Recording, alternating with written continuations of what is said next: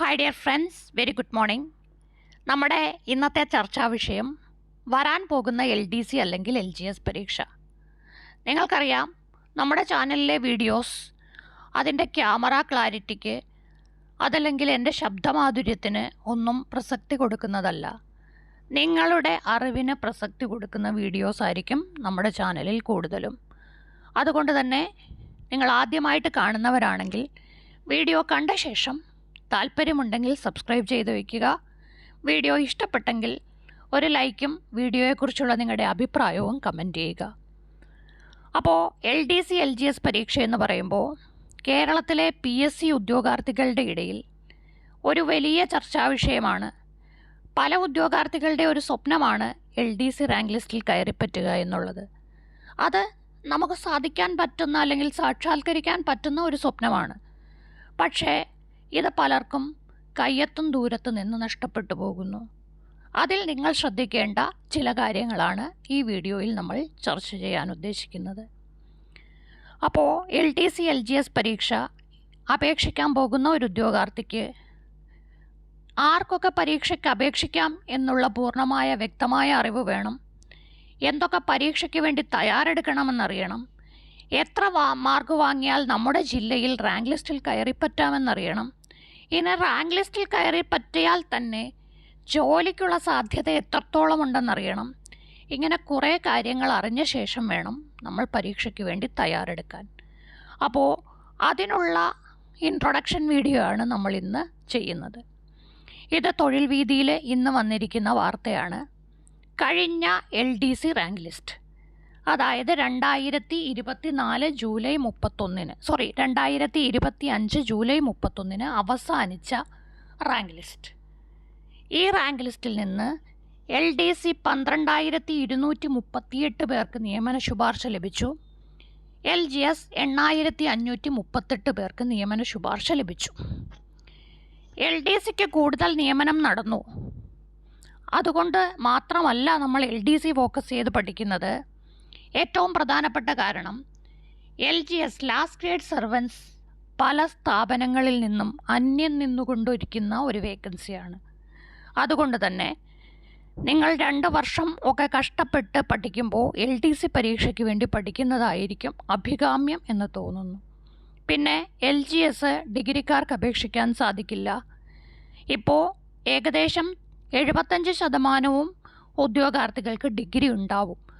അപ്പോൾ അവർക്കൊന്നും തന്നെ LGS പരീക്ഷയ്ക്ക് തയ്യാറെടുക്കാൻ ഒക്കില്ല.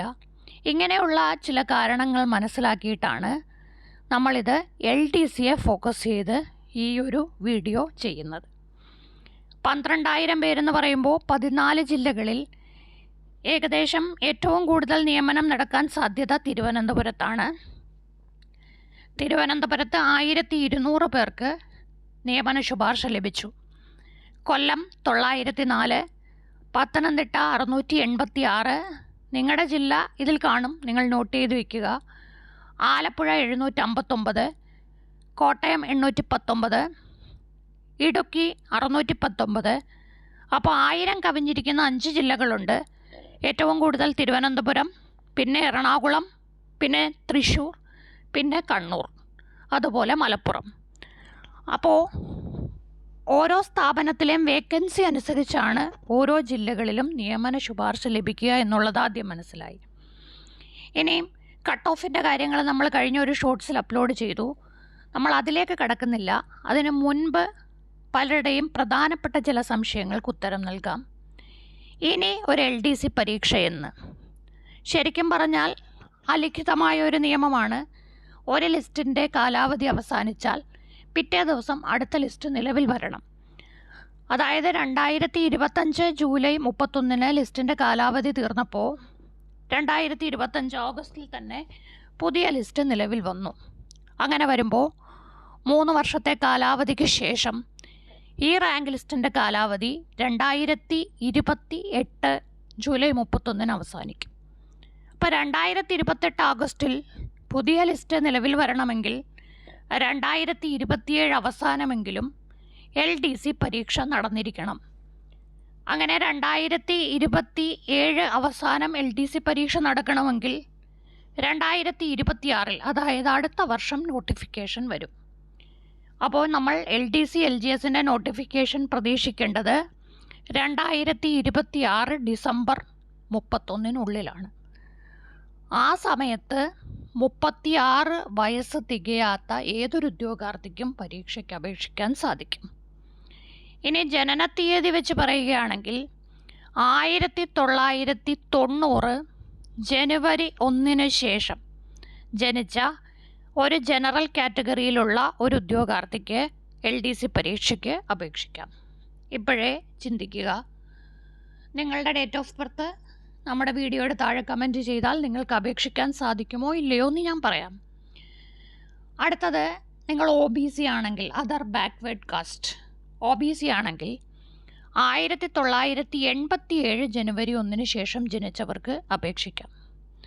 ഇനി SC ST കാറ്റഗറിയിലേക്ക് പോകുമ്പോൾ 1985 ജനുവരി 1 ശേഷം ജനിച്ചവർക്ക് വരാൻ പോകുന്ന LDCക്ക് വേണ്ടി അപേക്ഷിക്കാം. അപ്പം നിങ്ങൾ ഇതിലേത് ഏജ് കാറ്റഗറിയിലാണ് വരുന്നത്, നിങ്ങൾ ജനറൽ ആണോ, OBC ആണോ, SC ST ആണോ എന്ന് നോക്കിയ ശേഷം നിങ്ങൾക്ക് പരീക്ഷയ്ക്ക് അപേക്ഷിക്കാൻ സാധിക്കുമോ ഇല്ലയോ എന്ന് തീരുമാനിക്കുക. ഇനി അടുത്തത്, നിങ്ങൾ പരീക്ഷയ്ക്ക് അപേക്ഷിച്ച് കഴിയുമ്പോൾ എന്തെങ്കിലും പഠിച്ച് LDC അല്ലെങ്കിൽ LGS ജോലി നേടാൻ പറ്റും എന്ന് ചിന്തിക്കേണ്ട. LDC പഠിക്കുമ്പോൾ നമുക്ക് 100 മാർക്കിൻ്റെ പരീക്ഷയാണ്. 100 മാർക്കിൻ്റെ പരീക്ഷയിൽ 25 മാർക്ക് പൊതുവിജ്ഞാനം, 75 മാർക്ക് ബാക്കി മിക്സഡ് പോർഷൻ. ഞാൻ നിങ്ങളോട് വീണ്ടും ഊന്നി പറയുന്നു, ഈ മിക്സഡ് പോർഷനിലെ ഇംഗ്ലീഷും മലയാളവും കണക്കും ഒക്കെ പലരും ഒഴിവാക്കുന്ന വിഷയമാണ്. പക്ഷേ ആ വിഷയങ്ങൾക്ക് മുൻതൂക്കം നൽകിയാൽ അവിടെ കുറച്ച് സമയം കൊണ്ട് കൂടുതൽ മാർക്ക് നിങ്ങൾക്ക് സ്കോർ ചെയ്യാൻ സാധിക്കും. ഇംഗ്ലീഷിലും കണക്കിലും മലയാളത്തിലും കമ്പ്യൂട്ടറിലുമൊന്നും അധികം പ്രസ്താവനാ ചോദ്യങ്ങൾ ഉൾപ്പെടുത്താൻ സാധ്യതകൾ കുറവാണ് എന്നതാണ് ആദ്യ വസ്തുത. അതുപോലെ തന്നെ ആനുകാലികം. ഇന്ന് മുതൽ തന്നെ നിങ്ങൾ പത്രവായന ആരംഭിക്കുക. ഇനി നമ്മുടെ ചാനലിൽ അടുത്തതായിട്ട് വരുന്നത്, ഇപ്പോൾ ആർക്കെല്ലാം അപേക്ഷിക്കാം എന്നുള്ളതിന് വ്യക്തമായ ഉത്തരമായി. ഇനി അപേക്ഷിക്കുമ്പോൾ ഏതൊക്കെ മാർക്ക് അല്ലെങ്കിൽ എത്ര മാർക്ക് വരെ ഏത് ജില്ലയിൽ വാങ്ങിച്ചാൽ നമുക്ക് ജോലിക്ക് സാധ്യതയുണ്ട്, അതായത് വ്യക്തമായിട്ട് നിങ്ങൾക്കറിയാം നിങ്ങൾ ഏത് ജില്ലയിൽ അപേക്ഷിക്കുന്നു, നിങ്ങളുടെ ജില്ലയിലെ നിയമന സാധ്യത എന്ത് തുടങ്ങിയ കാര്യങ്ങളുമായിട്ട് നമ്മൾ അടുത്ത വീഡിയോയിൽ കാണും. അതുവരെ be careful, take care, thank you.